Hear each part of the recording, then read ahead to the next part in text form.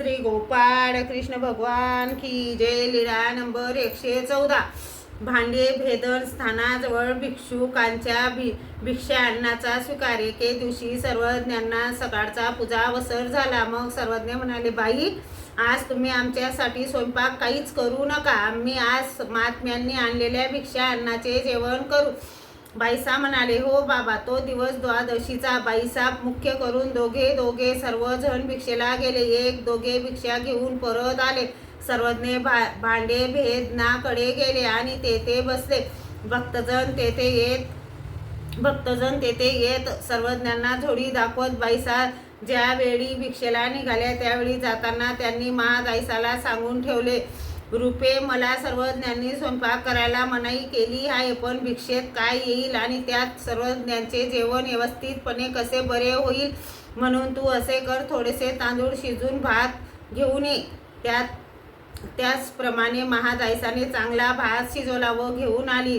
ती तो भात पांघरलेल्या वस्त्राखाली लपवून घेऊन येत असताना सर्वज्ञांनी लहानसा खडा त्या भाताच्या मडक्यात मारला आणि महादाईसा आपल्या भोवती इकडे तिकडे पाहू लागल्या. खडा लागल्याबरोबर मडके फुटले व सर्व भात खाली विखुरला.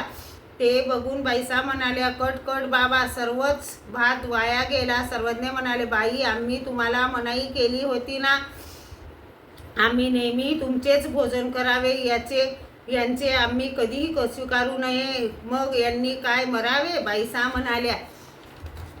म्हणाले, बाबा, भिक्षेला काय येईल, त्यात आपले जेवण कसे काय होईल, म्हणून थोडेसे तांदूळ शिजवून मागविले होते, परंतु तेवढाही भात वाया गेला. तोपर्यंत सर्व भक्तजन भिक्षा करून आले होते. सर्वज्ञांच्या झोड्या पाहिल्या.